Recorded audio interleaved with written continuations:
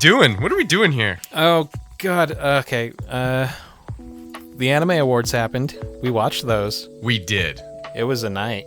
Start to finish. Yeah, man. It was a good I time. had fun until the one thing happened. The one thing happened. You say that like some big dramatic thing took place on the Anime Awards 2023. Almost. There was no kid going on stage thanking his Reformed Rabbi Bill Clinton for anything.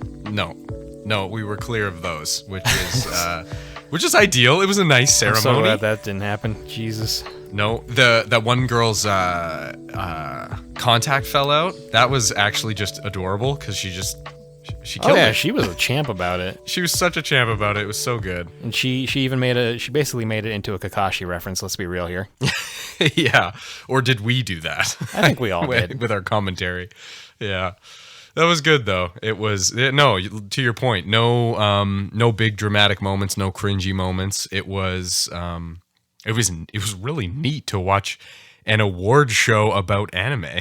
Yeah, it was actually, and I was really happy that they were able to talk about the more positive sides of the anime fan base, like all the people who just love it for the art and the stories and the worlds and stuff, the way you and I do. Absolutely. Actually, I'm so glad you bring that up because for those of you who didn't watch it, I think it would all still be on YouTube and Crunchyroll. It looks like they actually hosted on Crunchyroll as well, which is quite cool. If you want to go back to it, but what Tristan's referring to is that they did these in-between segments where they had fans that they brought into an interview setting and fans that they found at like expos and stuff, and they just interviewed them and asked them kind of the questions that we talked about in episode 1 for here, where we were talking about what does anime mean to you and how did you come to it and things like that, which to your point, man, it just felt really good because they, like you said, they really shined light on the positive aspects that we all love about watching this stuff. So it was really cool. Yeah, no Twitter freaks blasting somebody for liking Fairy Tail or something. Yeah, exactly. No, there was like really sweet stories on there that they highlighted, which was so cool, so wholesome, and so relatable. Ultimately, it was a nice change of pace for sure. Made me really love anime even more. And then in a contrast, they did make the ceremony look very very ceremonious. Yeah, it was very award ceremony flavored. It was beautiful, actually. It was. Like, I don't know what I was expecting, and I'm interested to see if they play around with different formats and different aesthetics. But the aesthetic they went with for this one was full bougie. Oh yeah, it was like ballroom chandelier bow tie event. Exactly. Maximum chandeliers. We were joking about that. There was there were a lot of chandeliers, and there were chandeliers on the screens even. I don't know if we joked about that in the moment, but it was pretty. It was gorgeous, and everybody looked their best, except for a few hair choices, but that's not our place to talk about. They look great. No, you all looked good. No, that was it was really fun to watch, and some of the things that came up were like there were only a couple surprises that we're gonna get into in a bit here, and then a lot of stuff that was we were right on the money. So that was really cool. Oh, I was fist bumping out of victory. Right? Oh, I've been saving that victory lap for tonight because I have to. Now that I've got the lists in front of us, it's gonna. We've been saving up a lot of stuff for tonight, actually. Yeah. So we got a couple chapters to this episode. So where are we going to start, man? We need to start with what you're watching. Ooh, what you watching? We do. We need to get into that. Really, it just needs to happen right now. Let's go. So what you watching? Okay, or do you want me to start? Let me get something out of the way first. Let me get something very important out of the way first. Go. Okay. Yes. Bojji and Kage are my sons, and if anybody even looks at them wrong, I'm going scorched earth. I will. I'll do it. Yes, I'll right? do it. I swear to God. You're all dead.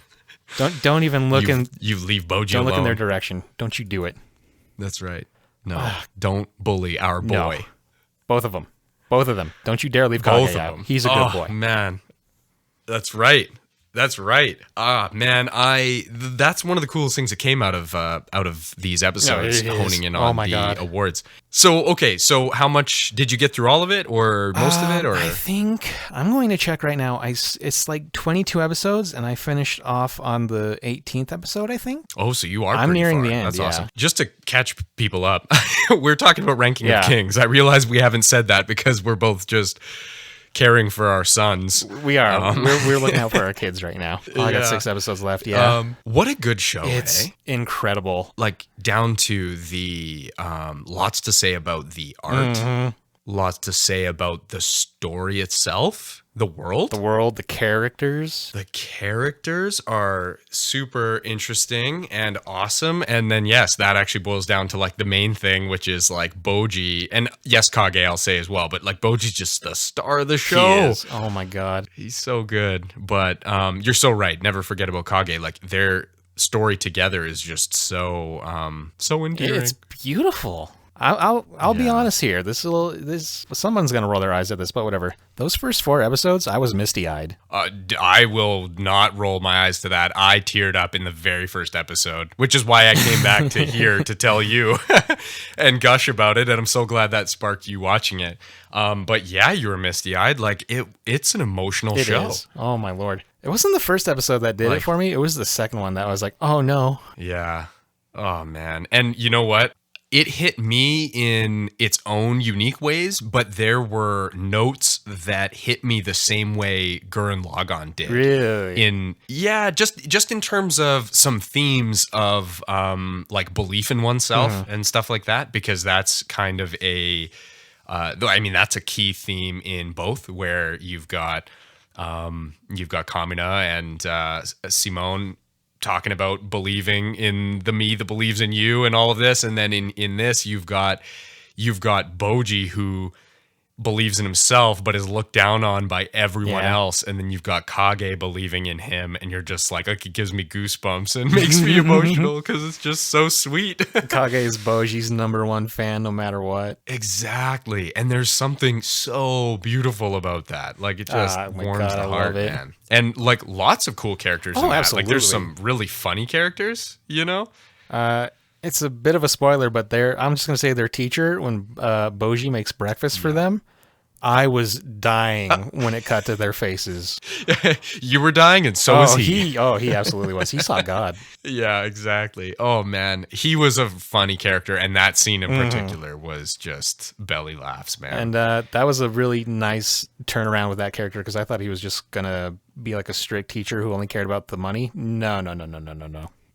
Exactly. I think they played him so well. I do like that we're avoiding spoilers here in general, because I think everybody should go and watch it. This isn't a 20-year-old anime that we're willing to spoil. Yeah. This is one that you can go and enjoy alongside us. But keeping some, like, revealing some minor things. I agree entirely about that character. I thought he was going to be scummy. Just like you were saying. Yeah. And clearly not. Like, they put that spin on him, but they do it in a way that I think at first it's supposed to make you suspicious, and then it just kind of fades into, it gets turned into just comedy, and you can tell that there's actually a heart in this character. Yeah, absolutely. Which makes it so cool. I loved it. Yeah, I loved it so much. And oh man, I know we're trying to avoid spoilers, but I don't know if this one counts or not. I need to get it out there. Just do it. Do it. I didn't think it would be possible, but there is now a woman on this planet that gives Izumi Curtis run for money for best mom. Yes. Thank you. We can't leave out healing. I've been raving about her. Like the whole time I was watching that show, I was probably just obnoxious with with my support for her mom energy. And I was thinking about our Izumi Curtis gush from that previous episode, and thinking exactly along the lines of what you just said, that she gives a run for her money because she is she's got to be top 10 anime moms, absolutely. Probably. Top 3. Oh, I think so. I'm so with you, man. And I think it's I probably shouldn't say this, but I think that she's also similar to the aforementioned character. Despa, I think that she's also painted in more of a negative light out of the gate. She was. Intentionally, you know what I'm saying? And again, don't mean to spoil, but they turn it around and warm your heart with her as well. My God. So it's so hard not to do spoilers for this one because it's just so beautiful all the way through. yeah, man. But there was one moment that actually did get the full tear down the cheek, which was when she gave her kid the okay to do what he wanted to do, and his reaction to thanking her. Oh my God. Oh man, it just gives me goosebumps right now. I'm so glad we got to watch this anime. I'm so glad I'm so glad we both jumped on it, but I'm really glad that that you did as well, because it just gives me somebody else to talk to about Right? it. It was really, really good. It just shot way up my ranks. Oh yeah, absolutely. Just jumped right in there. I was just like, man, and I don't know enough about it. Like, I don't know anything about it really. I don't know how far the story continues, if it's ongoing, and so I'm just so curious to know if it will continue on. Mm-hmm. And I know that you haven't concluded the art, like the story or anything, but it feels like they could, like, clearly the story continues, but it feels like they could not create any more, or they could create a bunch more, and I just don't know where the manga is or where they're at with making more anime, if that's an announcement. We'll have to look into that and report back, because I want to know the answer and I have no idea. I wouldn't be upset if there would be more. I would love there to be more. Yeah, I think that there are more adventures to be had. Sick. Oh God. So yeah, please go watch Ranking of Kings. You Do it. will be doing yourself the biggest favor. Yeah, it was really good. And like, we've gushed about some character moments, but the world is a great fantasy world. Oh, yeah. Like, it's very simplistic but interesting.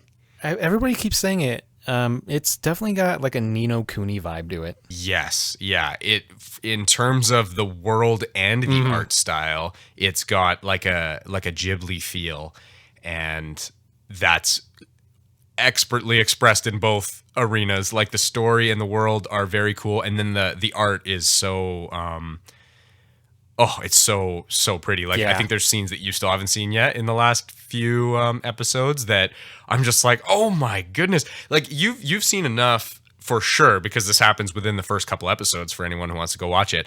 You've seen enough to know how great, like, on one hand, you've got emotions being expressed and all of this other, like, beautiful landscapes and all of these colors, and like it looks really great, but you've also seen incredible action Oh my God, absolutely. in this art style, right?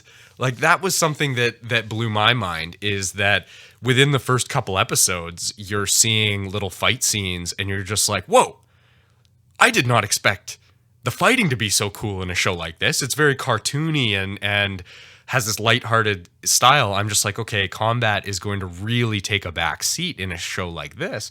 No chance. No. Like, you know, like, the combat was awesome. Like, just awesome. It caught me by surprise a few times too. There were a few moments, even when I'm like on the second season, it still gets me. I'm like, whoa, I thought this was PG. Oh, yeah. Actually, that's a whole nother point. There's a lot of blood. Yep.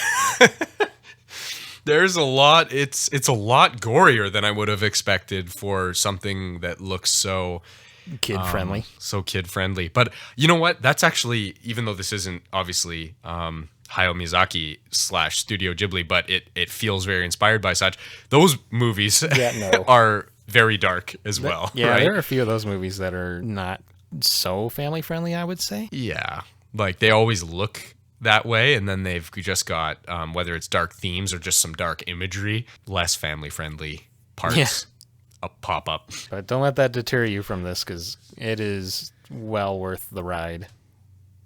Yeah, Everything 100%. in it blends so well. I wasn't expecting that, to be honest with you. Like, give an example. Like, how do you mean when you say blending? Like, you've got those heartfelt moments, and then you have like really dark moments going to it.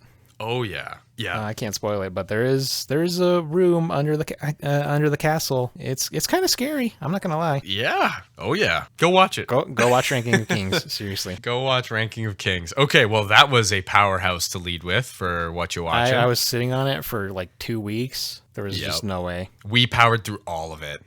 you know, Yeah. like, and you're almost there as well. Like, it was just a binge. It was just too good not to binge. It really is. It's incredible. Beautiful. What else you watching? Because I think you started a couple other things. Yeah, I gave two. I wanted to, between the last recording session and this one, I wanted to give a fair number of tries to some of the shows that were nominated for awards. I only got through the 3, but the other 2 were Licorice Recoil. I actually really like that one. Oh, nice. So you kicked it Yeah, off. I got 4 episodes in. Awesome. And so may you continue? Yeah, I'm trying to think what to describe it as. Have you ever seen this movie Kite?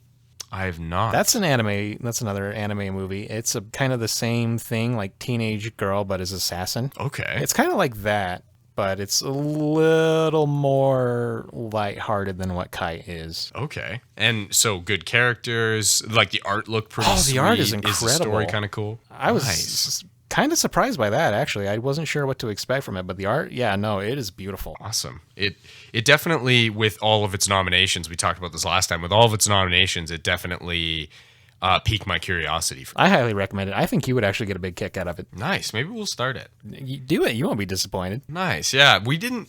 The only other one from the anime awards that we've been watching, because I've been dabbling in a couple things, but we got a little deeper in Spy X Family. Oh, nice. And oh man, it was like exactly what I needed after so much Bojji and just then it being gone, like finishing Ranking of Kings, left a void. And I filled it with Lloyd. We went to Spy X Family again, and that is a wonderful show. We were already a few episodes in, and we got a few more.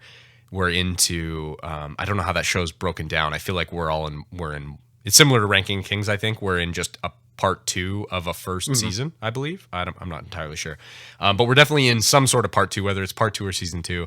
And just so many good things happened. Like lots of hilarity, lots of funny moments, and lots of heartwarming moments as well. It's so good. Well, now I'm glad I haven't jumped back into that. I can have it saved up for when I finish Kings. Perfect. That's awesome. I couldn't recall how far you were in Spy X Family. I think. No, yeah, that's right. Anya toured her school and accidentally beat the crap out of that one kid. Oh yeah. You had told me that. That's perfect. We weren't much further than that, and then we got stuck. Like we ended up switching to other things, Ranking of Kings, etc. And then coming back, I didn't know how easy it'd be to jump back into the story, and we were just like right back in. And then there was just enough sweetness and funniness to just carry us right into it.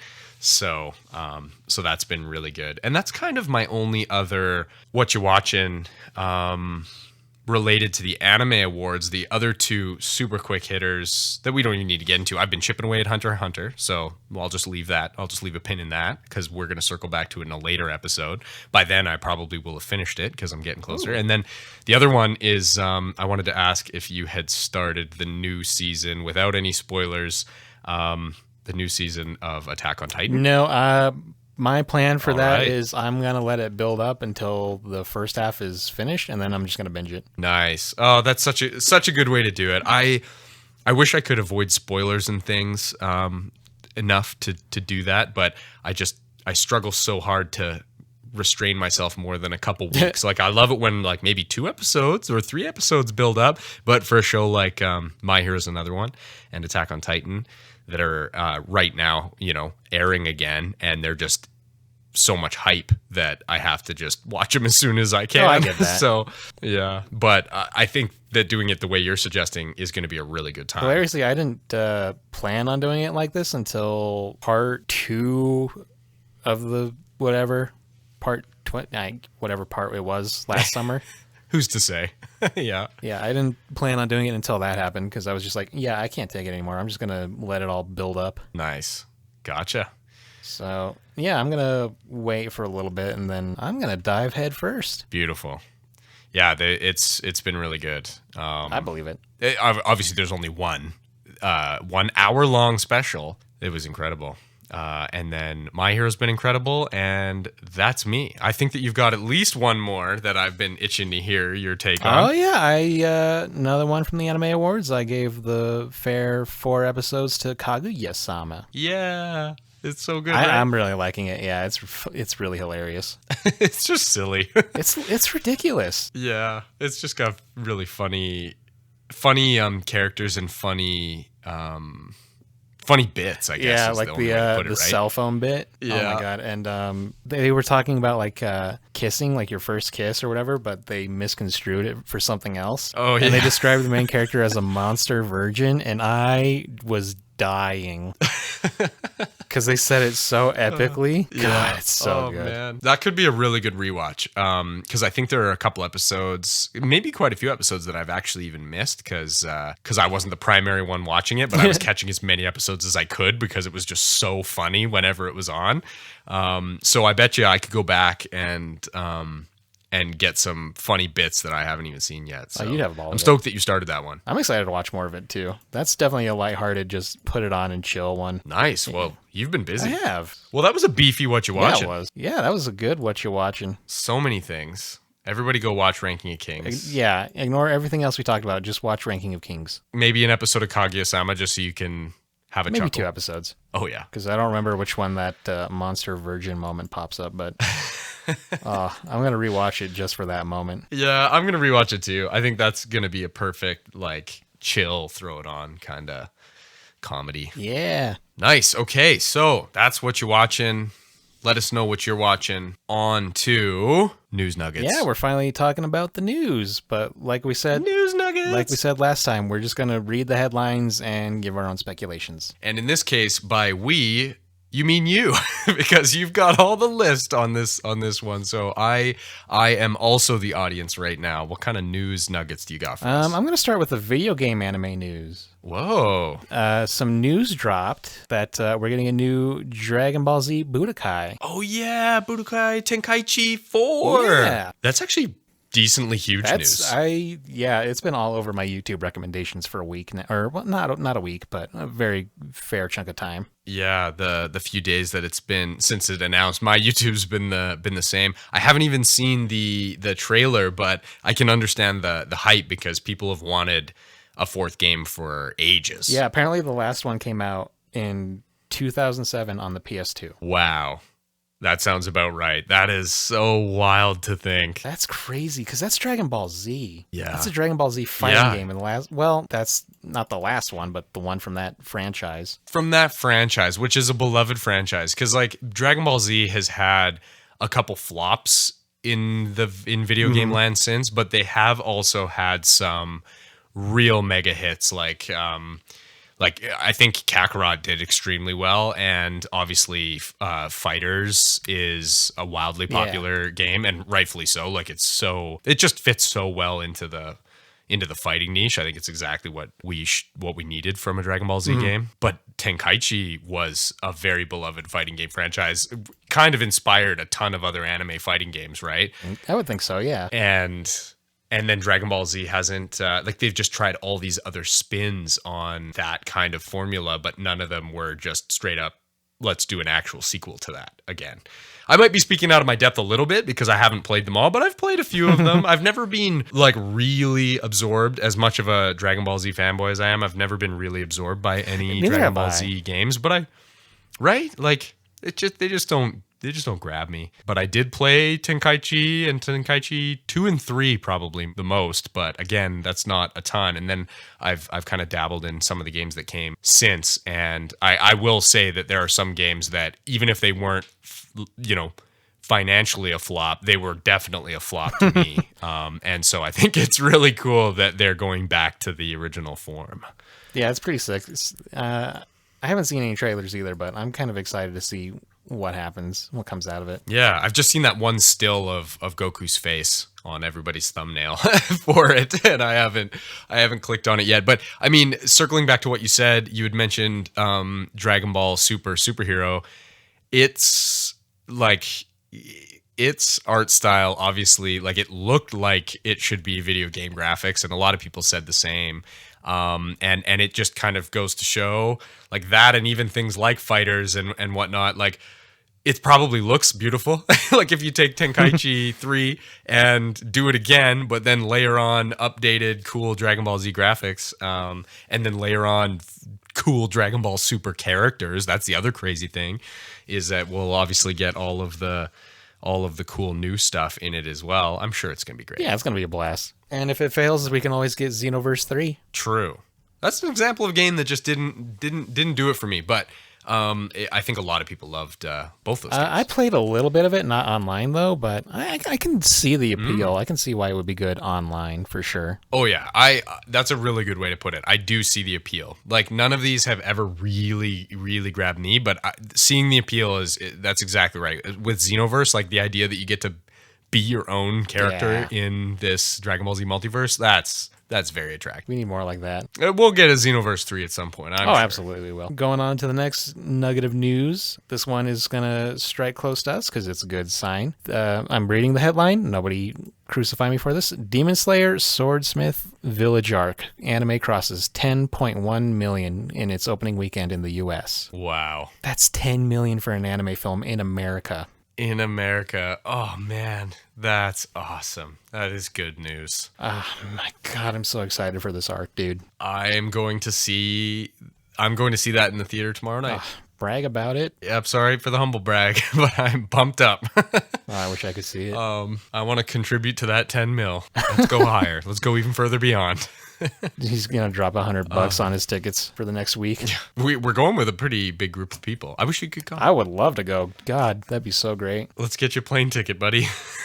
Overnight me. Yeah, exactly. No, that's really cool news that it's doing so well, and I'm not surprised, but at the same time, like you always have that little pang of doubt. You're just like, whoa, was the first movie was actually a movie, and this is more of like a promo special kind of thing, and that first one could be just like bottled lightning, like can we repeat that? And then it's just like boom, here's like a they repeated it. Oh my god. Yeah, I'm so into that. Demon Slayer, it's just taken the world over.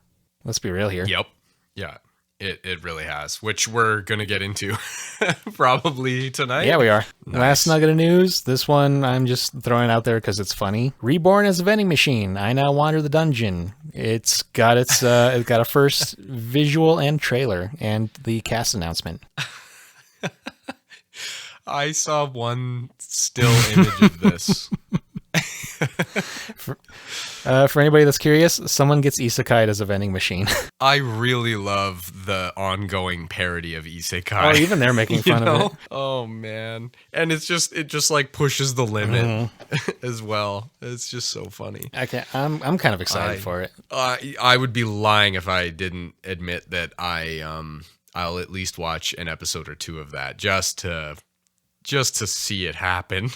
Just to really gauge the absurdity. I don't know anything about the story, but do you think that the main character, instead of dying to Truck-kun, they die to vending machine Oh kun? my god, I hope so. Like they're trying to get a canned coffee or something. And they get crushed? Oh, yeah. Please let this happen. Or if you really want to put a spin on it, a truck carrying a vending machine. Oh my goodness. And the vending machine flies off it because the truck's going too fast. That's right. And they can do the thing where like the character who's going to be isekai dodges out of the way of Truck-kun, but then still dies. And in this case, it's a vending machine that falls off of the truck, like you said. And I need this to happen now. I need this to happen. Now we're excited for the premiere. I'm looking forward to this ridiculous little show. Oh man, the one picture I saw, the vending machine just had big green anime Oh yeah, eyes, I'm looking at it too. It was hard to look at. They're not even trying to hide it. No. Yeah. No, they're just, it's on the nose. And I respect it very much. Totally. It's a very respectable parody concept. I was going to bring up, on the topic of great parody concepts, I was going to bring up an isekai called Cautious Hero. Oh, I've seen the first 3 episodes. Okay, good. That's more than enough. It's worth watching the whole 12 episodes, and it's nice and short in that regard. But even if you only stop at 3, sorry, it's only 12? Really? Yeah, it's really it's really digestible. Only 12 episodes, but what I was going to say is even if you stop at 3, you're getting. Oh, you're getting the whole idea. You're getting enough to like, yeah, the whole idea exactly. So, but that's just another really on the nose.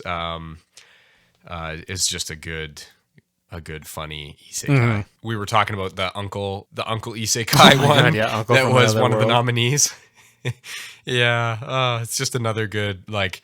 Let's keep building. Let's take this concept to the limit where this guy was isekai and now he's reverse isekai. Turn it on its head. Well, that was our news nuggets. Nice. Beautiful. Okay. So on to the main event, I suppose. Are we ready to dive into this one? I think we are. Anime Awards 2023, baby. So you and I talked about how we wanted to start it. I just wanted to make sure here now. Are we going to double down on how we started it? I think so. I think that we'd be doing the audience a service, at least given your hosts, which are me and you, You and I. and our opinions and feelings and emotions and excitements. I think that it makes sense to do them in reverse order of how they were announced, because of reasons. Yeah. And and I think we'll have more fun, and therefore anyone listening will have a little bit more fun if we do it this I hope way. so. Okay, well, we're going to get into it. All right, so in reverse order, we are going to blow your minds by kicking us off with Best Anime of the Year. Yes, we are. Ladies and gentlemen, the best anime of the year was Cyberpunk Edge Runners. It surprised us so much. Okay, let me just say really quickly, I don't mean to cut you off, but I had that spoiled for No. me the day of we were going to watch it. Right. And I think I did a good job of being able to handle or transfer the disappointment of being spoiled over from the actual winner. Yeah, it's funny that you had to sit with that all day, and until we watch it and get to talk I about was it. just sitting in a constant grumpy state of harumph. I can't believe it. Harumph. I am assuming that there's a large group of people who were just as shocked. I think shock might be the only response, but I think that there's probably a population that was shocked in a very positive way, and then there's kind of our camp a little bit where we were kind of shocked in, like, I don't want to say disappointed. Maybe you are disappointed. Like, I think that it's probably very deserving, and I've only seen a portion of it, but so I can't really say one way or another. But I feel like I do feel surprised that it wasn't overtaken by some of its competitors. I know, because we're looking at the list of all the other winners, and 3 of them cleaned house the entire night. Exactly. Like that's just it. Is, you know, how could it have not been, not that I needed it to be Attack on Titan or Demon Slayer being the 2 major ones. But I'm still surprised. You know what I mean?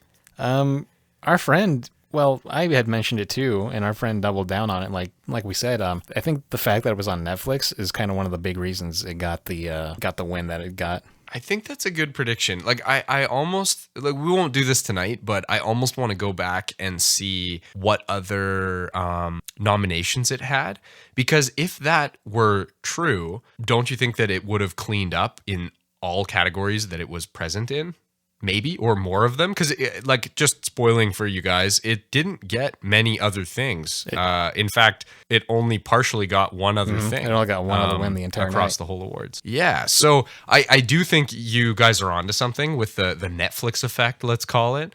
I think that's got to be it. That and the fact that it was just genuinely high quality. Like, I want to give it its dues as well. But somewhere between it being seemingly fantastic and then this Netflix effect, maybe that's what carried it across the finish line here. I just feel like if it were mostly the Netflix effect, we would have seen it pop up in a couple other categories. If it was present in those categories, that's what I mean, is I don't exactly remember what all categories it was present in. I think it had character design, and I think it had either main or supporting character.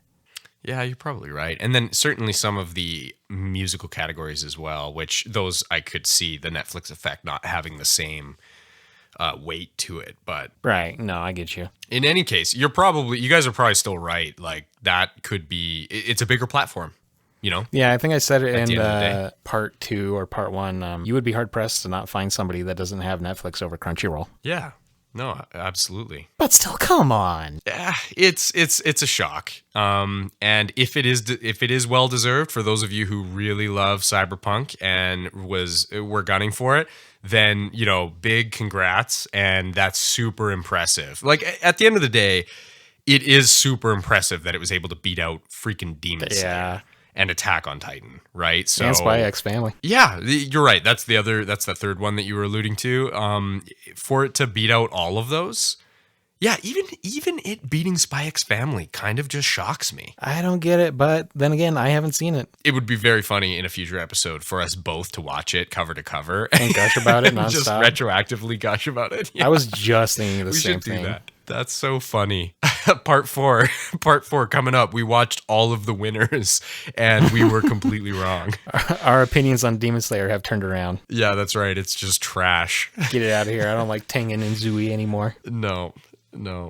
My crush is over. Now, main guy from Cyberpunk is new BFF. That's right. Yeah. So, I mean, do you have any other comments there? I really wanted to give it its dues, and congrats for anybody who does really think that or congrats for it in general, and for anybody who thinks that it's deserving. Like, tell us more. We want to hear more about it. Convince us to rewatch it and watch it, because I mean, it must have won for a reason. Netflix effect or otherwise. Like, it's there, and that is impressive. It beat out some powerhouses, so it's got my attention. But I'm with you. Like, I'd be lying if I didn't say that I was shocked, surprised, and mildly disappointed. Even though I don't really have any stakes in this thing, I was just like, really? I got nothing, man. Like, this is gonna sound rude on my part, but for the Anime Awards, they would show snippets of all the nominees throughout the categories. None of the snippets they showed for Cyberpunk were eye-catching to me. I don't want to refute that idea, because that is fair. That is very fair. But I will kind of critique the Anime Awards in general. We kind of had a little laugh about their choice in clips that they picked across like all categories. They had a tendency to pick kind of poor things. Like the Demon Slayer ones, they picked correctly. They picked 2 of the hype moments, but then like it felt like every other anime I knew, minus like a couple, they didn't get it wrong every time, but they picked poorly a few times, and they may have picked poorly for Cyberpunk, or maybe they picked hype moments and they just didn't grab you. That could be it too. Yeah, it would have helped if I had the context of the moments. Yeah, that's huge actually, because even like they did a ranking of Kings one that for me, my mind was just like melting watching that clip again. But for somebody who's never seen it before, it would look like just an average, exciting anime moment. So that's a really good call out. I guess I should recant that then, because I didn't have the context for any of the things that I was seeing. So yeah, maybe it is actually pretty hype. I say we go at some point. Doesn't have to be soon, because we got a lot on our plate. But I think it would be very fun for us both to watch this one, so that we could kind of circle back to it and talk about its pros and cons. Give it a more fair review. Yeah, totally. I mean, it was on this list for a reason. On this list for a reason, but it doesn't stop. Like, we're allowed to have our opinions too, and it was a little disappointing for the very last big thing to be this thing that we were just like, what? Yeah, it was a tad deflating, because I don't know if people know this, but you and I like Demon Slayer. Yeah, yeah. It's a little known fact, but we are mild fans of Demon Slayer. Just casual enjoyers. Casual Demon Slayer enjoyers that thought maybe it stood a chance at winning the anime of the year. But then Cyberpunk Edge Runners, this underdog came out of nowhere. I do like an underdog. This one just like was it was a shocker. It was. But yeah, I don't know, man. I don't know. And so just a quick comparison before we move on. I don't know if we want to do this for every single category, but for some of the big ones, we might as well. You and I had aligned our picks as Demon Slayer for our favorite, because we're casual Demon Slayer enjoyers. Yeah, it's okay. And then our objective pick was actually Spy X Family. I don't know why I was talking about it like it wasn't a powerhouse a few minutes ago, but it was both of our objective pick that it just... It hit hard this year. It took the world by storm, and it was unique. That was the other flavor. Is like Attack on Titan and Demon Slayer were both continuing, like recurring. And so just to give the uniqueness edge to another anime, you've got Spy X Family who's just coming out of the gates. And so I thought that would have carried it across the finish line. And then none of those three, No. let alone our picks of Demon Slayer, Spy X Family, just it was Cyberpunk. It was. The one we were very cocky would not even get anything. Yeah. So that's best anime of the year, folks. Yeah, you're welcome. And I'm sorry. You're welcome. All right. So moving on up, we've got Best Director, and we can do a few of these rapid fire, unless you've got things to dig in here. But Best Director, we had a mixed bag on what we picked. My objective vote was. Oh, sorry. I read me, and that's actually you in our list. I sent which Tyler is my hilarious. notes. Yeah, that's so good. I'm like, wait, this isn't right. My objective pick was indeed Ranking of Kings, which I still stand by. Like, I'm pretty surprised that it didn't after seeing some of the sequences. But I had Demon Slayer as my favorite. Ranking of Kings is my objective. You had favorite was Demon Slayer as well. Objective was Spy X Family. Yeah. Working with the powerhouses here again, and Demon Slayer took that category. It did. Unsurprising, right? Well, it kind of was a tiny bit because it had Spy Family against it. True. And like you're right. It wasn't either of our objective picks. It was our favorite pick, but it wasn't our objective pick there. That would be a cool one to circle back to because, we've talked a few times now about how we don't exactly know the just being open about our own lack of knowledge. We don't know exactly what the director is in charge of in this case, right? Like, what are we sort of evaluating here? And so whatever it was, Demon Slayer had a lot of it. Absolutely, it did. And so, yeah, it'd be curious to learn more and circle back to that one. But that was Demon Slayer. Yeah, and I'm kind of glad that it did. That was another one of those fist pump moments for me for sure. I was fist pumping every time they were on stage. Spoiler, they were on stage a few times. They were. It's a slightly popular show, and I was fist pumping every time other than Anime of the Year when I couldn't fist pump. Yeah, no, that was a raise your hands to the side and drop them moment. Here's a cool one, and I think that we can talk about this one pretty excitedly. Next category is Best Film. Yeah, we should have done this in What You Watching. We forgot to do that. We should have. So we will circle back to it. So our objective votes here were I chose One Piece Red. Mm-hmm. And I may be misreading your notes here, but you selected Inu-Oh. Yeah. And then both of our favorite picks were Jujutsu Kaisen 0. Yeah. Unless I'm getting yours backwards. No. That was it, I do believe. What was really cool was that I looked again at the list, and you had Dragon Ball Superhero, and you had One Piece Red. Like, those two alone, it really shocked me when we got the result, which was Jujutsu Kaisen 0. Yeah, that was a shocker. It was a shocker. And at this time, you hadn't seen it. I had this a really good experience watching it, but it didn't hit me in this super duper memorable way. And so it was my favorite pick because out of all of the movies I had seen, which wasn't very many of them, but even against, and being a Dragon Ball fanboy, even against Superhero, I was like, okay, Jujutsu Kaisen, even though it's not memorable to me in this moment, I think that it's still my favorite pick. I never would have guessed that it could be the winner of this category. Right? And then to follow up, you and I the other night had a little watch party with some friends of Jujutsu Kaisen 0. You got to see it for the first time. I got to see it for the second time. And wow, that movie's a treat. It is a spectacle front to back. So cool. Such a cool kind of prequel story, essentially. They could probably make more prequel content of that story. Ooh. But this was just kind of like it's essentially a prequel to the first season of the anime at the very least, and just eye candy. Yeah, and so many characters get to shine. I loved it. Another cool thing about it was your first instance of being able to take in an anime with the music at the front of stage. Yes.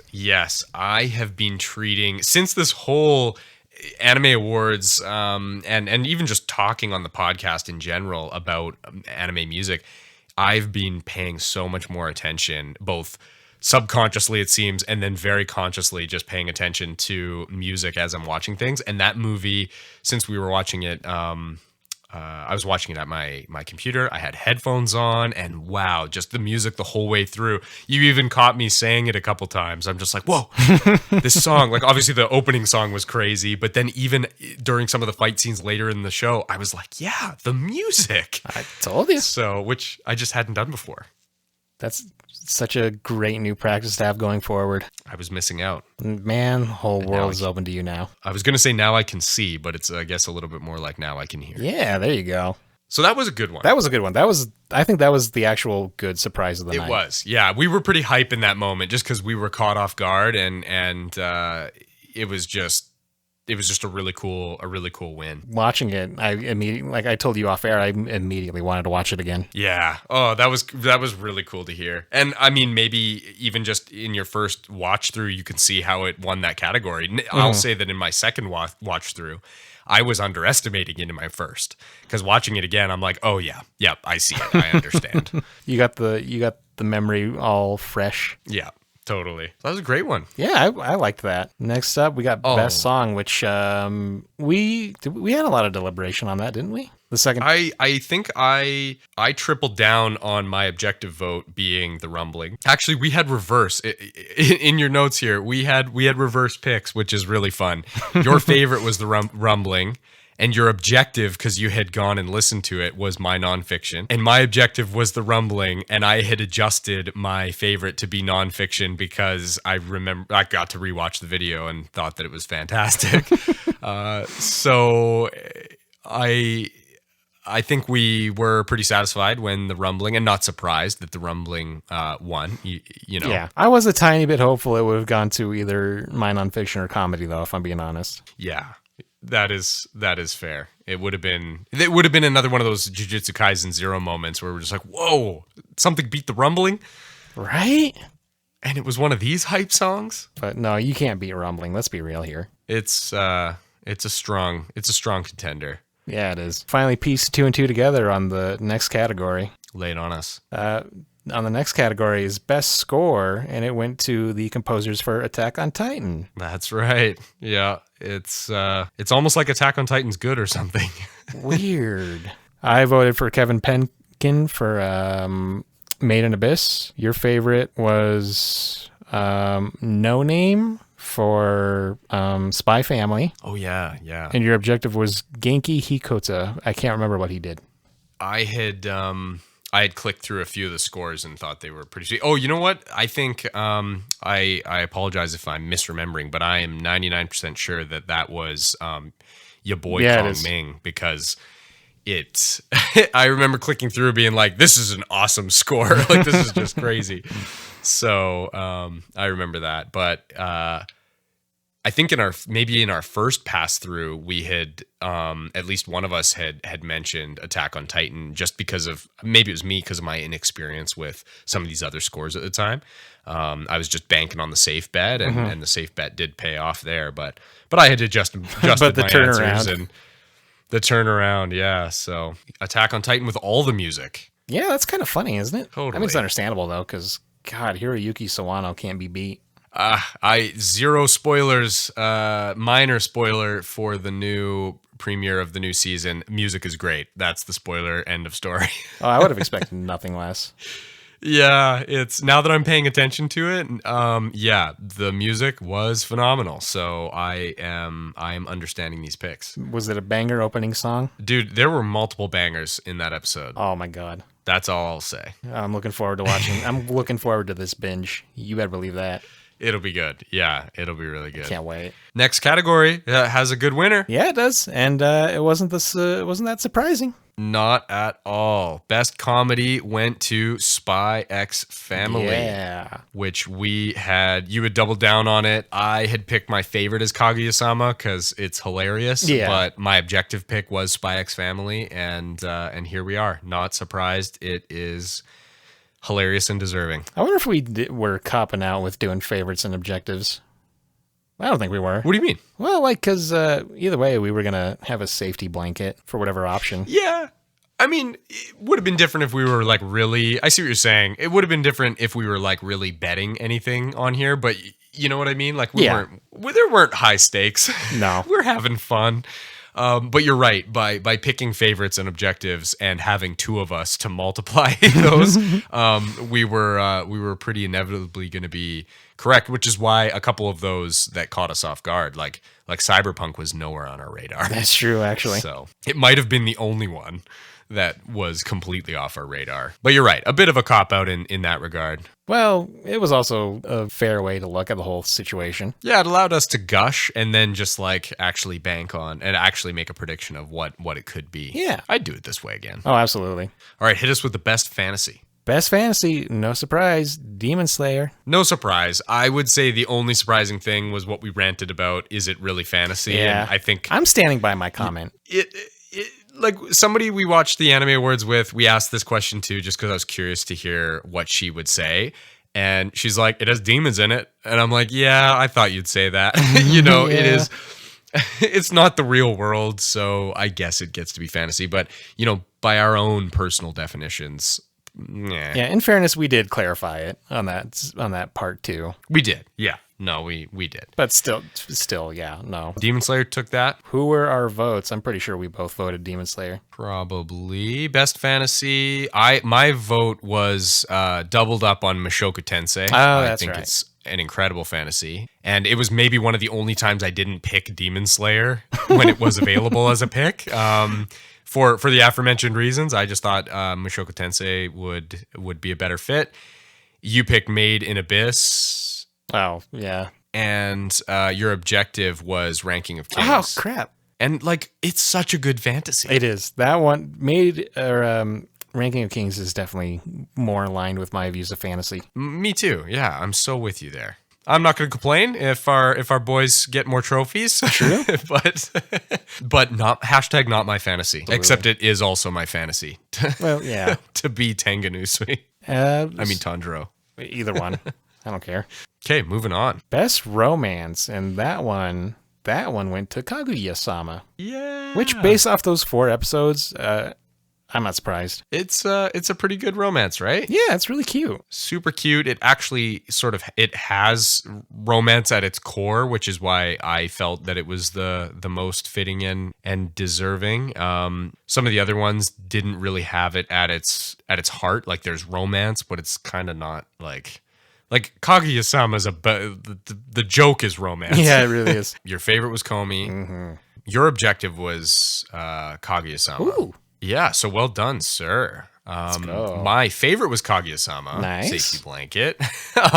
But my objective was my dress-up darling. I felt like it was quite popular, and it was still more of a direct romance than something like Komi. But Kaguya, not surprised. That's a good win right there. I need to watch my dress up darling. I think you should check it out. I think it's pretty adorable. That looks up my alley. And funny. Like it's also just also a funny slice of life. So I can get behind that 100%. And it makes you want to make costumes and do cosplay. Does it actually? Kinda. Like I've never done cosplay, and it seems like an enormous amount of work. But in another life, I think that would be kind of fun work to do. Oh, absolutely, yeah. I don't think I could. Craft time. It's just always craft time. I do like sewing stuff. I like sewing patches onto my vest and jacket. That's awesome. You should sew wings and spikes onto your jacket. And oh god, no, that's too much work. I don't know who I'm referencing. You are clearly referencing Hawks. Ooh, I like it. Yes, 100%. Fully intentional. Boom, my hero reference out of the way. Yeah, I don't know how you'll make the mask, like the sunglasses, visor, I guess is what it would be called. That'd be a tough piece of kit to make. You might even be able to buy it these days, but yeah, true. That'd be a toughie. I was just gonna buy snowboarding goggles and call it good. I mean, people would know who you were if you had big red wings and the little bit of makeup because he's got those little black marks on his face. Those are recognizable, and then snowboard goggles would do. Yeah, we should budget cosplay on TxT Anime Hour. Next one. So that was Romance Kaguya-sama. Great work. What was best continuing series? It was One Piece. Moving on. Yeah, that one was too confusing, and if I think about it even now, it's going to be too confusing. That was, One Piece. Yep. It's continuing. It's continuing forever. It can have this category forever, I guess. Yeah, it's also the name of the treasure. It is the name of the treasure. Best animation? What was best animation? It was Attack on Titan. No, it was actually Demon Slayer. It was Demon Slayer. What? Did they use Tengen fighting I can't remember his name again now. Did they use that as the example, or was it? They did. Okay. No, they did. Yeah, they showed the boys screaming in a previous one, but that scene of them fighting at the end was what they used for showcasing the animation. Thank God, which was fitting, because that was such a no-brainer. So nuts. I was excited to see this next one. Best character design. Oh yeah. Also Demon Slayer. Yep. Also Demon Slayer. They didn't use a great clip for that one though. No, I can't remember. It was Tanjiro dodging one of Ume's attacks. Oh yeah, that's right. When they literally could have just used Tengen. Yeah, that's right. I remember that, and it would have made way more sense to use Tengen because he's such a unique character design. Yeah, he is. I'm trying to find. Here it is. Our best character design. My favorite pick. Oh, we were the same. My favorite pick was Demon Slayer, and my objective pick. And tell me what you think about this now that you've seen it. My objective pick was Ranking of Kings. You know what? If that one had won out, I would have seen it. I would have been able to believe it easily. Right? Like, it's got some unique and yet, I don't even know how to word it. Like, they're unique. They're not that unique, but I feel like you've got some unique character designs. You've got some character designs that pop. And I think it totally could have taken this category. Absolutely. It's got its own style, and when you see it, you know it instantly. Yeah, exactly. It is. It's like, I want to call it iconic. I would. Recognizable at the very least. Yeah, it's in that own little subgenre that we keep saying, like Ghibli, Ni no Kuni, that kind of thing. Yeah. So that was character design. Yeah. And Demon Slayer took it, not Ranking of Kings, which is okay. It's okay. It'll be fine. So here was a funky category. Best Original Anime. And maybe you've got more to say on this one now, because the winner was... Licorice Recoil. Yes. And so what are your thoughts on that now? You know what? I can see why it won. Absolutely. I can't compare it to the other ones, though, because hilariously, I was going to watch... I think you're looking at it. I think I wrote it as Best New. I was going to look at... there we go. Yeah. I was going to look at... what was it? Yurei Deca. That's it. I wanted to check that one out first before Licorice Recoil, but I checked that out instead, and I can see why it was nominated so many times. Yeah, and I think I picked the safe bet on this one because I didn't have any input on this one. I just picked Licorice Recoil because of how many times it had been nominated. Yeah. I'm like, there's got to be something here, and it was the biggest name out of everything or most recognizable name out of everything I could see, even though I watched a couple trailers. So that's cool that you started it and that you can see how it's a good fit for that. I'm excited to see where it goes. I know I only gave it 4 episodes, but it does a good job of building up a lot of things in those 4. And I could go for compelling sci-fi. Like it's kind of sci-fi, right? Oh yeah, it's got a really cool sci-fi aesthetic to it. Awesome. Yeah, I need a little bit of that, so I'm gonna circle back to it. I think you'd like it. It's got sci-fi, assassination, espionage kind of thing going for it. So that was Best Original. Yeah. And now we've got Best New Series. Wait a second. Wait a minute. Yeah, no, that's right. I forgot to write down Best Original. Okay. So maybe our guesses were wrong there, but our guesses were, regardless, we were not well informed for that category. Oh, wait. I found them. Best New Series. I apologize, audience. Yeah, I wrote Best New Series. I didn't write Best Original Series. I don't know why I didn't. This is my fault. I was reading Best New Anime rather than Best New Series. I've got it now. Circling back to the last one. Your objective vote was Call of the Night, and your favorite vote was Spy X Family. Mm-hmm. Both of my votes for New Series were Spy X Family. And we won. I think we were. I'm going to be bold, though, going back real quick. I think we were both right on our votes for original. I think if we listen back to part 2. We were Licorice Recoil. Mm-hmm. I think so. Nice. So, Best New Series, here we are with Spy X Family. I feel pretty good about that. I do too. I do too. I'm extra biased now that I've gone back to it, and I'm just having the best time watching more of it. So now that it's a little more fresh. It's a great new series. It is. I know a lot of people who are talking about it. They're gushing about it. It's one of those ones that I do think, I can't remember if I've said this before, but I do think it could be good for a non-anime watcher potentially. Yeah, you said that, and I'm glad that you doubled back on that because it really is. I'd be curious to hear how the dub is. Like for somebody who's really far away from watching anime, I do wonder if some of the jokes and stuff come through. It could be really entry level for somebody. One of these on this category or in the whole nomination list was another one that I looked at and I was like, oh wait, that could also work as a starting out point, but I can't remember what it was now. For a starting out point for anime? Yeah, and it's gonna bug me. And it was somewhere in across all of the nominations. Mm-hmm. Was it Kaguya-sama? You know what? It was either Kaguya-sama or Komi-san. I could see either of those. I gravitated towards Kaguya because it's one of Kareen's suggestions for people who've never gotten into anime. I think just because of how funny it is. Yeah. Like the concept is just so solid, and then it's just genuinely funny. So I wouldn't be surprised if that was it. And I'm not surprised if it's Komi either. I think that's a pretty good pick. Yeah, these are all like really solid starting points for people who want to get into this whole anime thing. Maybe we should, let's come back to this idea, maybe chat offline. I like the idea of maybe compiling these. I've always wanted to kind of compile a little list for people to be able to dabble in anime for the first time. Yeah, I like that. Or since the people who are watching it or listening to this are already anime fans, maybe it becomes like a little resource that they can kick off to their friends and family who aren't quite into it yet.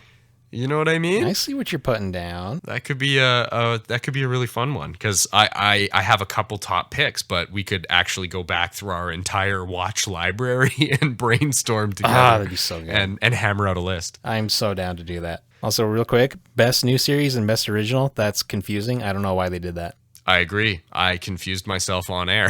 Yeah, I did too. I confused myself writing it down. I'm still recovering from the blood clot that surfaced in my brain. On to a much more simple award. Who won Best Main Character? Everybody's favorite warlord, Eren Yeager.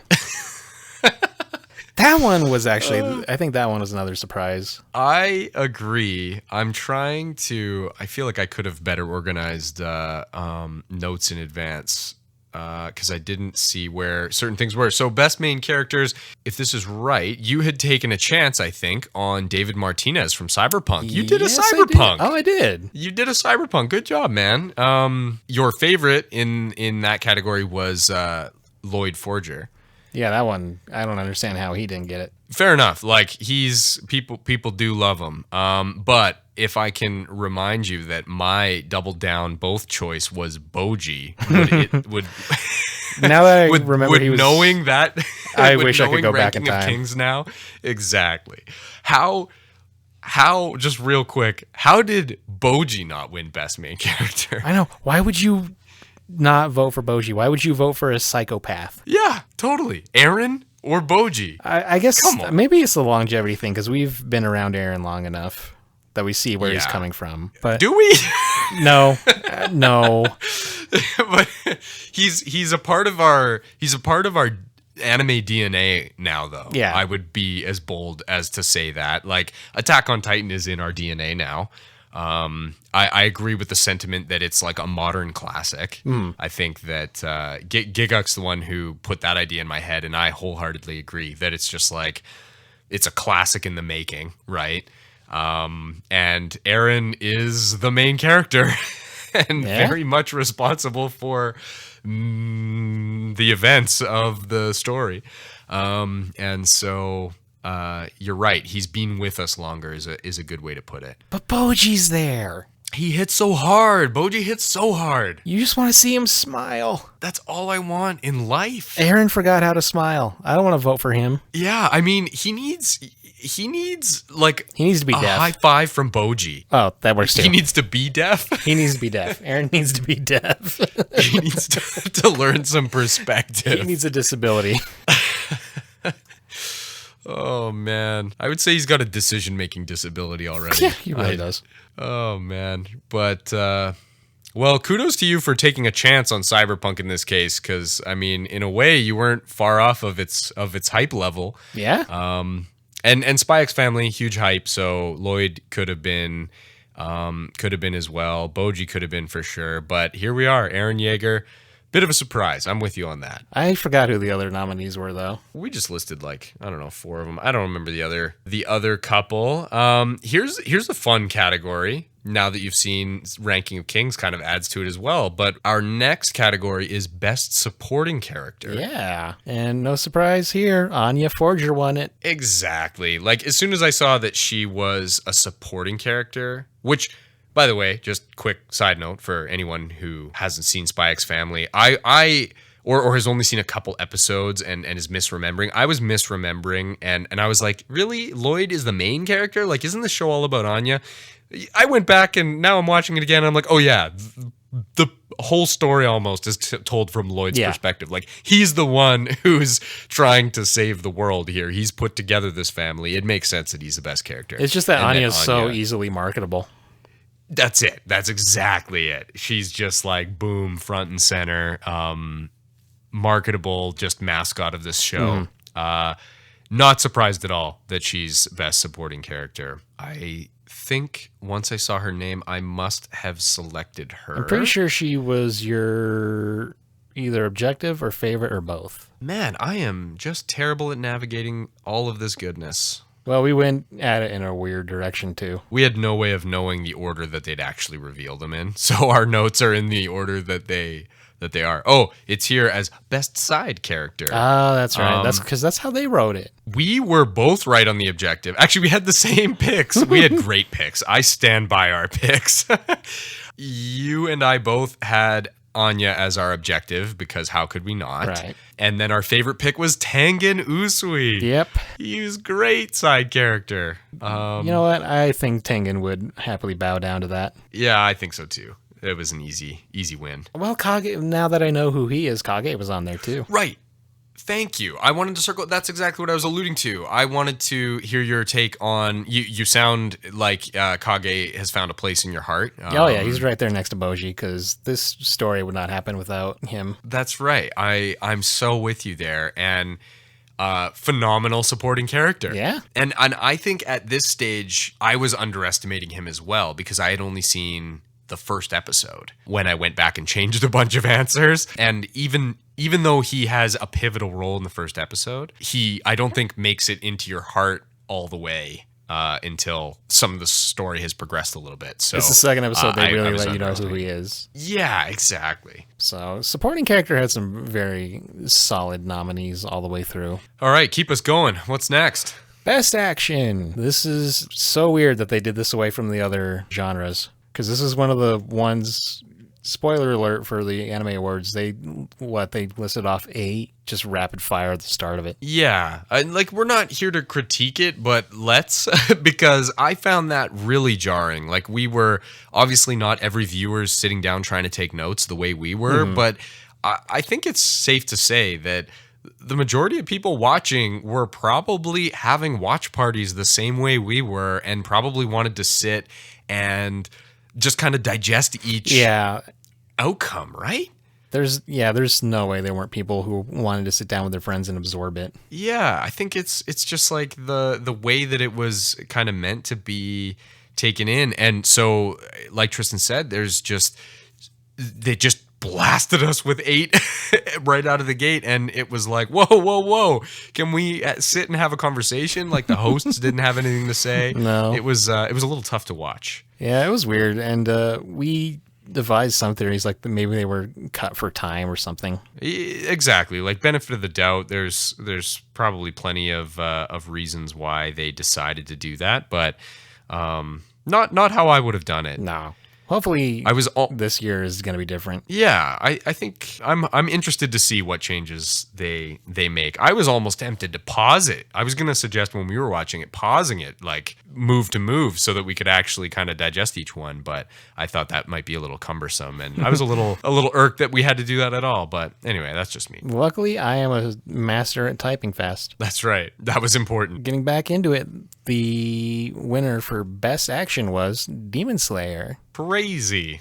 It didn't have any action. No, it's a romance. What are you talking about? It's a Just sci-fi romance. Just a slow-paced, slow-moving romance. All right, so best action came from Demon Slayer, as you just said. And okay, so our choices were you had chosen Demon Slayer's favorite. Let's go. Kudos. Very nice. And Attack on Titan for objective, which I think easily could have done it as well. Oh, yeah. Just these two powerhouses for action, right? I had chosen Demon Slayer for both. There you go. Which it was an easy category. You know, it could have gone either way to Demon Slayer or Attack on Titan, but with how crazy Entertainment District Arc was, I think that it was that was a pretty easy category for it to win. 100% it was. Although, in fairness, Attack on Titan did have that. Oh God, what was it? Was it the second to last episode or the last episode at the harbor? It had some wild action. God, for did it sure. ever. Our next category, not our next category, the next category is best drama. And Attack on Titan. That's right, and I think that's pretty fitting.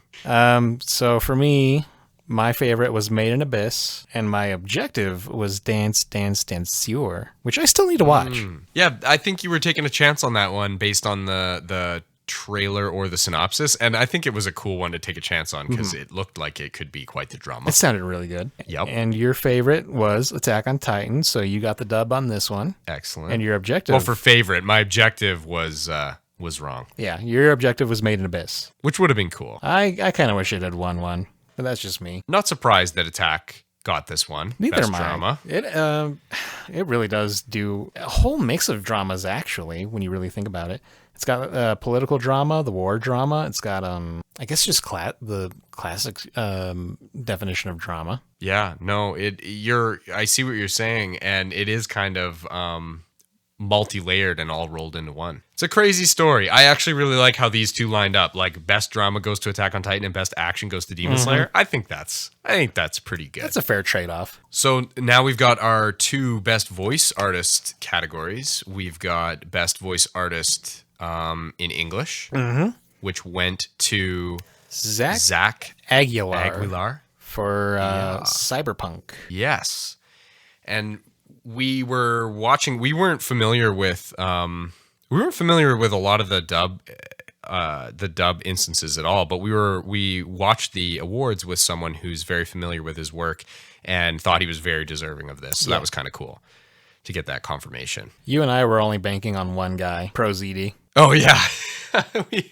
Hey, did you ever go on like YouTube and listen to a clip of him doing it? As Kage? No. Is it good? I mean, I can't really say one way or another because I don't know your tastes in like English performances for this stuff, but and now that I've seen the whole story, I almost need to go back and listen to it again and try to see if it fits my like the original portrayal of Kage or whatever. But the bit that I saw, I just took an episode, I forget which episode, where he was talking enough, and I quickly YouTubed a chunk of it, and it was still good. Like it was really cool, and it was cool to hear his voice. I'm like, that's him, and I thought it was pretty cool. But I really do need to circle back to it and hear it with the context of having actually grown with this character a little bit. Yeah. You know what I mean? Like, does this voice fit him?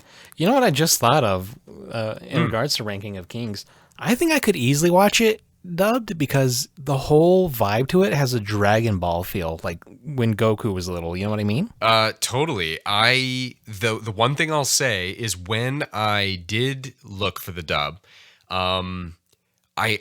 this is going to be so odd because Bojji doesn't speak. Yeah. For anyone wondering, he can't talk and he can't hear, and so he actually does the. I've actually been comparing him to Link from The Legend of Zelda, which I legit like to pretend in my own headcanon now that Link is very similar to Bojji and can't actually talk and does the same kind of thing. Maybe has a similar upbringing. I have no idea, but he only grunts and yells basically. Like he just makes indistinct sounds, and I think I must have just latched on to the Japanese voice right away because it's a very unique performance. And right. And so I just kind of glommed onto it.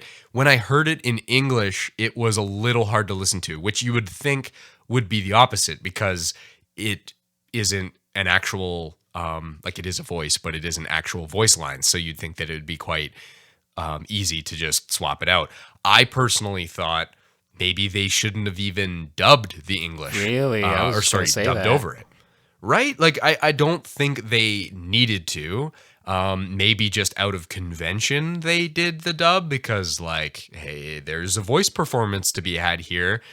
Let's give somebody an opportunity to do said voice performance. And I'd have to hear more of it for me to, like, I'm sure my ears would get just fine with it. And you're so right about the Dragon Ball kind of look to it. It probably would be, it would be just fine to do in English for everybody, and my ear might attune to Bojji. But I just wanted to bring it up because it was a very unique experience where I'm just like, what? This, like, a couple unique things. Like, one, they probably never needed to dub it.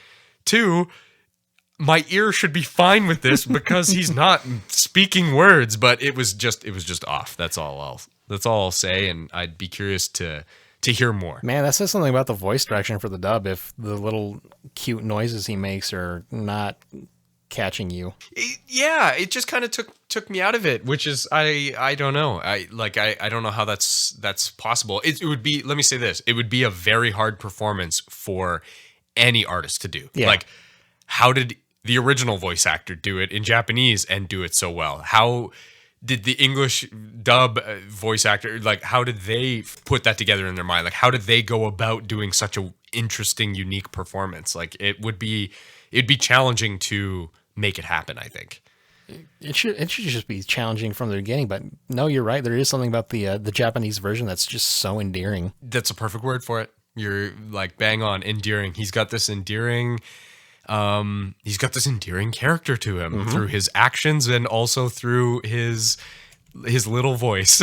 And having that voice go away and switch to somebody else was too jarring for me. Yeah, I can imagine that. Absolutely.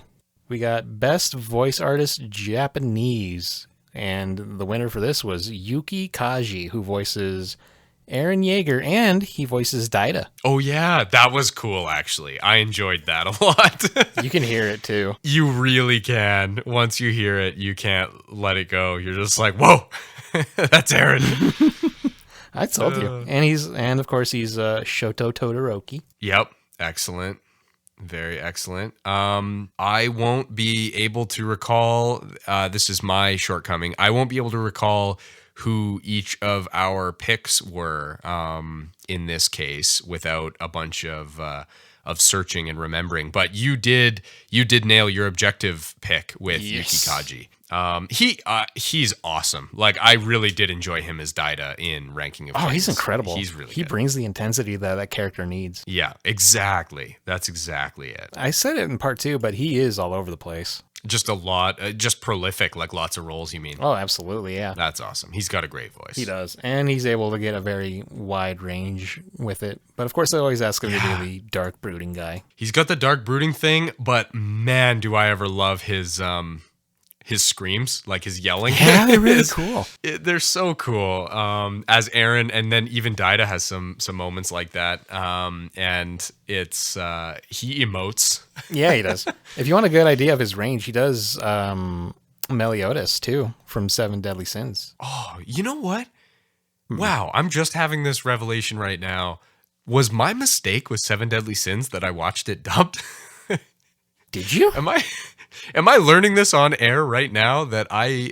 Have you been watching Seven Deadly Sins dubbed? Look, we haven't talked about Seven Deadly Sins yet. There are aspects of it that I love, and overall, it's not my favorite. I think I underrate it probably or maybe I say that it's overrated. It's just not really for me. But oh, I love it so much. I know you do, and that's why like we haven't gotten around to talking about it until now. But I'm just realizing I'm so embarrassed. I'm just realizing like it was there on Netflix. It was easy for me to watch in English, and we just kind of threw it on in English, and it's kind of ruined a few English dub voice actors for me a little bit. Oh no. Yeah, and I just never questioned it until this moment that now you're telling me that Meliodas is voiced by Yuki Kaji, and I'm just like, what am I missing out on here?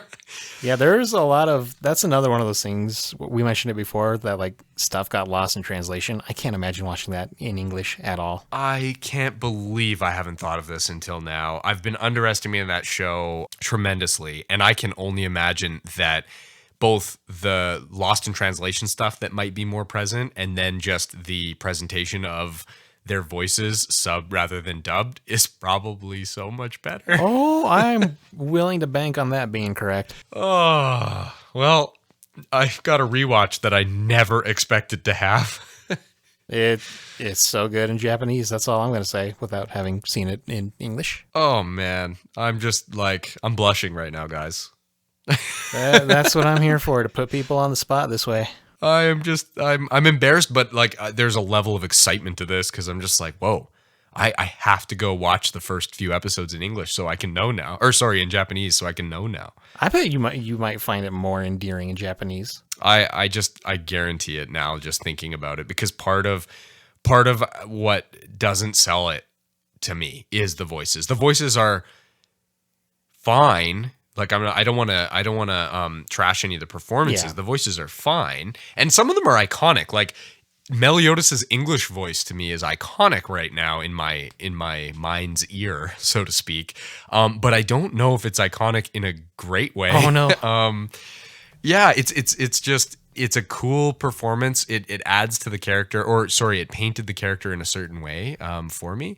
But now all of a sudden I'm just like, what could his character possibly be with this other voice actor? Oh, like, man. how could he come across with Yuki Kaji? Like, I have to know.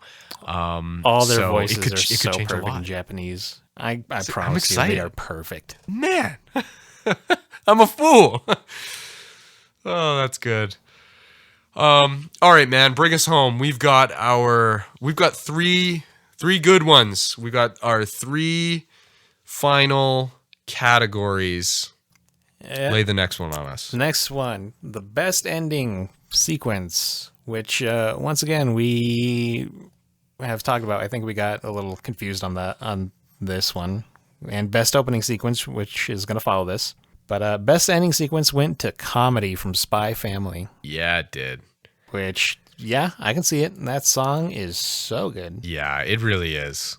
And it's just like, it's a really awesome outro sequence as well. Mm-hmm. Like it's just great. And that was you and I were doubled up on Comedy. That was a no-brainer, though. Let's be real here. Yeah, it was just solid in every regard.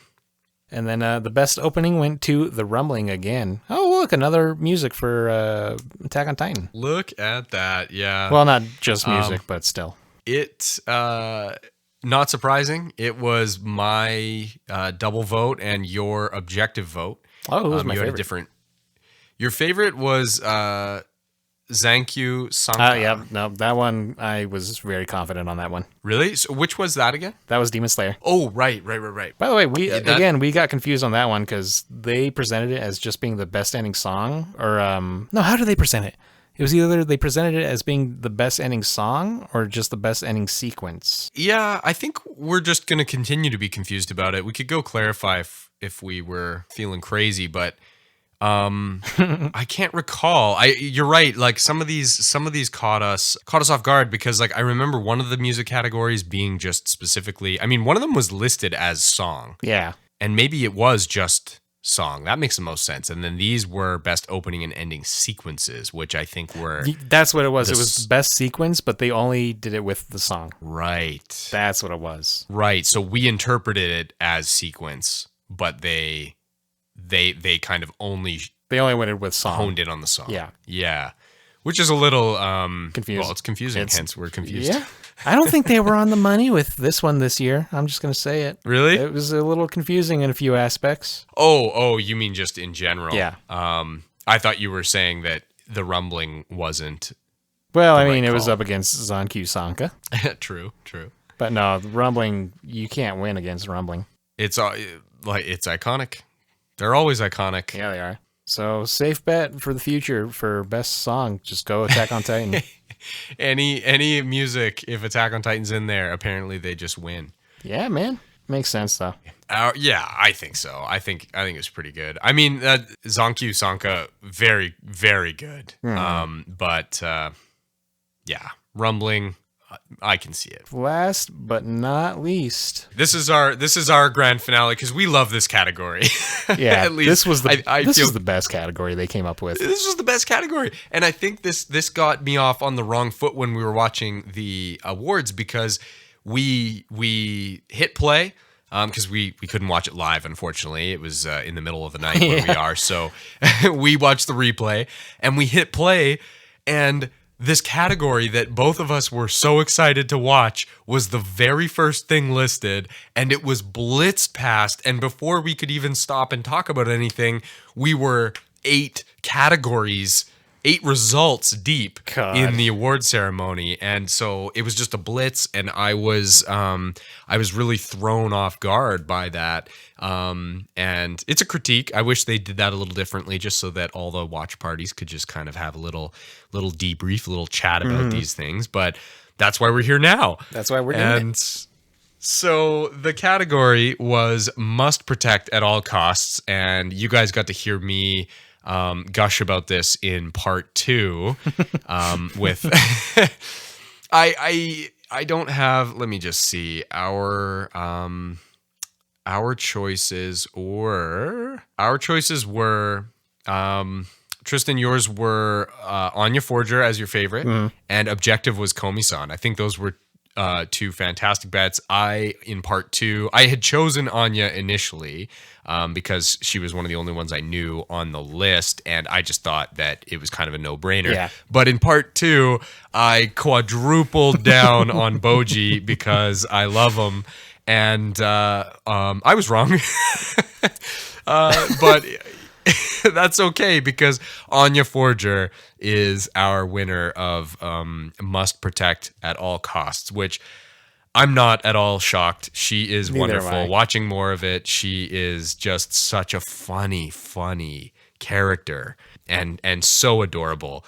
Now, you've now seen Ranking of Kings. Yes, I have. Do you have the other nominees on the list before I pass it over to you so you can gush about Bojji? The other nominees for Must Protect at All Costs were Anya, Bojji, Kage, Kotaro Sato, and Marin Kitagawa. And Shoko Komi. So that's right. Kage and Bojji were both on this list. Oh, my God. If I could go back in time knowing what I know now. My vote would have been doubled down for both of them. Yeah, you would have just screw the rules. I'm picking 2 people. I would have. For both my answers. I absolutely would have. That's amazing. Aren't they just great? I love them so much. Oh, that's it. You just want to take them out to get ice cream and toys. You can't say no to them. No. It's just come on, boys, let's go get us some ice cream. And oh man, that's so sweet. You can pick out the biggest Lego set, Bojji. That's right. We'll just build Lego together. Oh my God. Oh man. And you're right, they are such a pair. After that first episode, I was doubling down on Bojji for everything, but now that I've seen so much more, they really are a pair. It really is the perfect team. They're just such good compliments. We started this episode with lots of gushing about it and mild spoilers. I think I'll layer in one more just to build on what you just said about them being a team.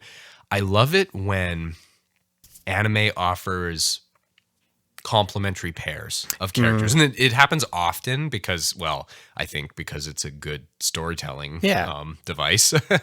But you've got your Midoriya and Bakugo, your Goku and Vegeta,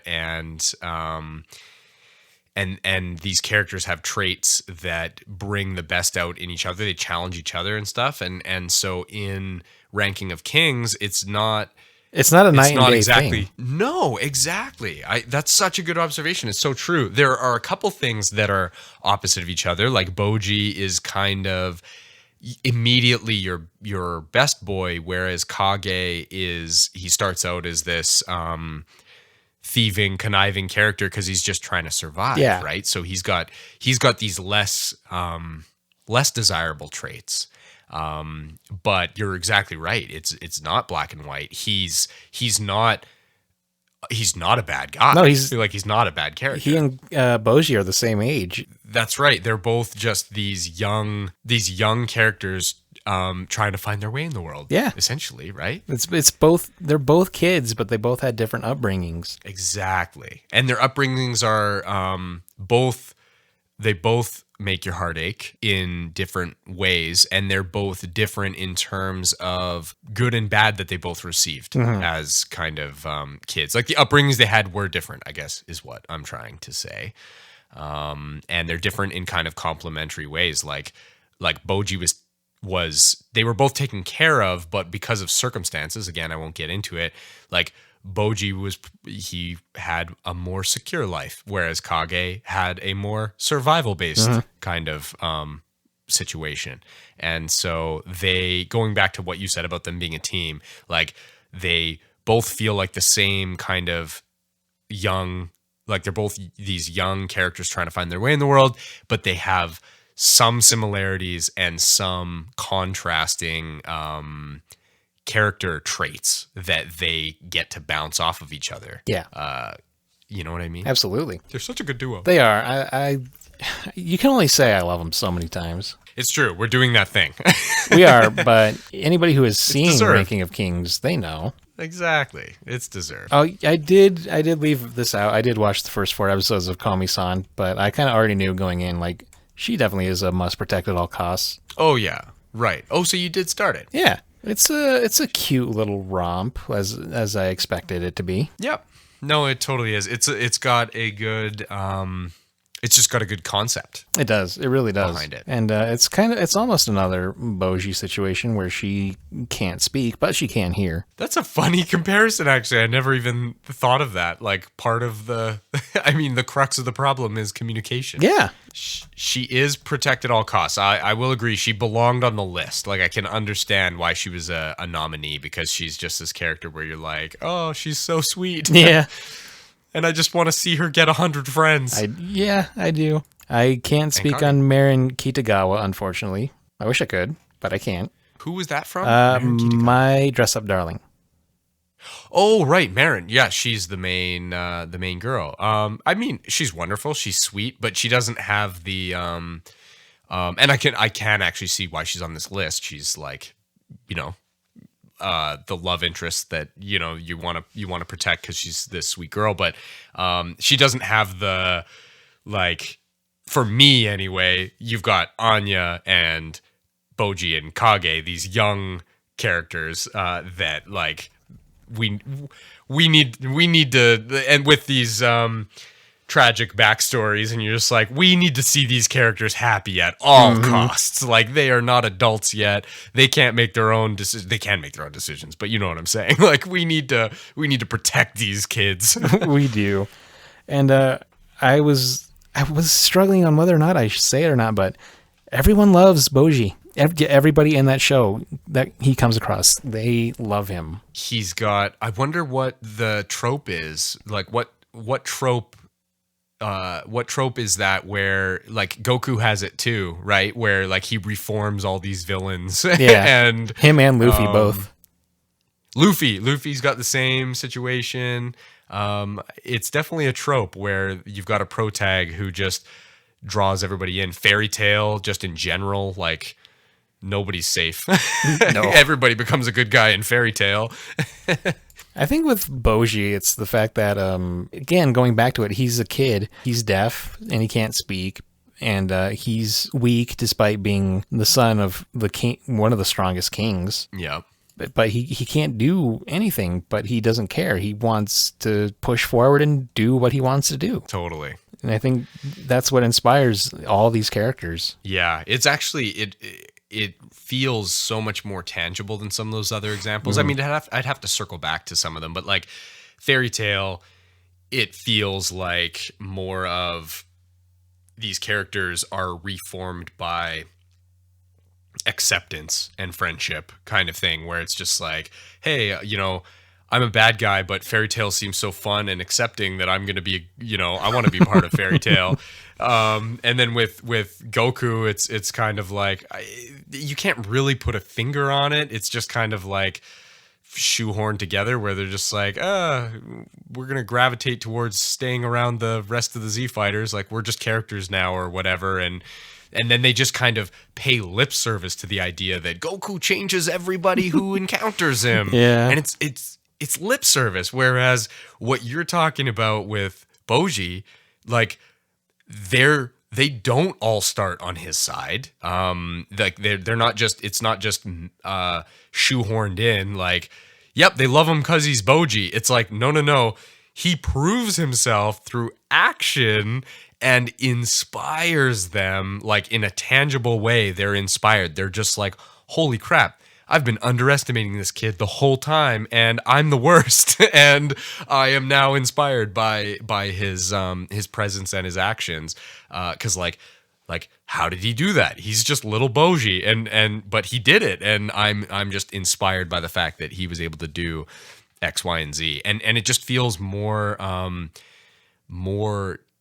tangible than some of those other examples where they're just kind of like just paying lip service to like people who are around Goku. Just they're infected by his positive vibes or whatever. Yeah, you know. Does that make sense? No, I totally get where you're coming from. Yeah, and with like Goku and Fairy Tail, there's always the underlying thing of like, oh, you're really strong and you beat me, but I'm gonna hang out with you and get stronger, so get ready. But with Bojji, it's I want to see what you can do, Bojji, and I'm gonna be by your side protecting you the entire way. Totally. Yeah. Oh, it's magical. God, I love Ranking of Kings. I hope we get a Ranking of Kings movie.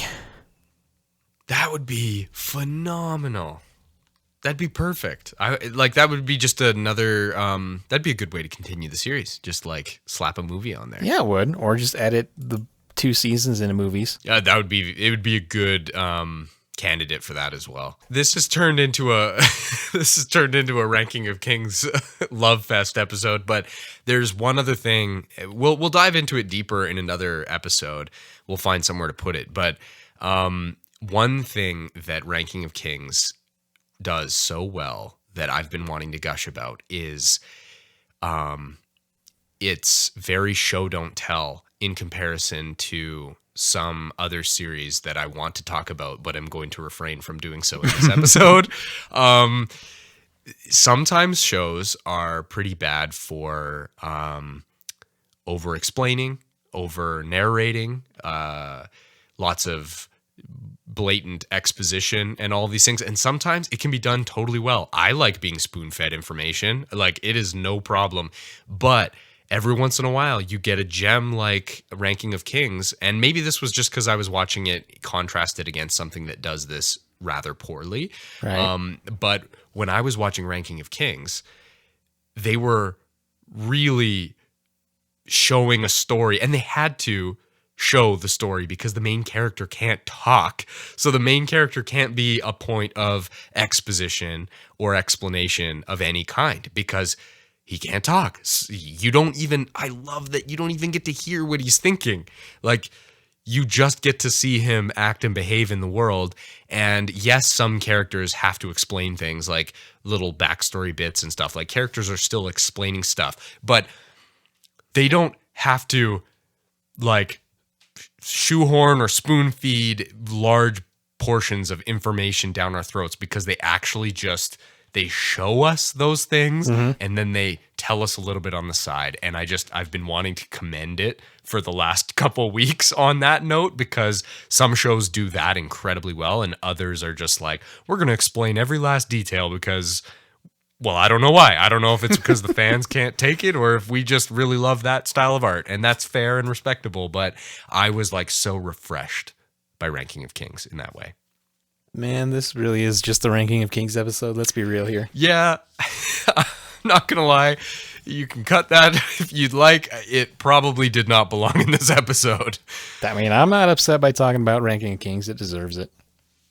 I think I didn't know you had watched so much of it, and I didn't know that it had hit you as hard as it hit me. So it's just kind of exciting to talk about it with somebody.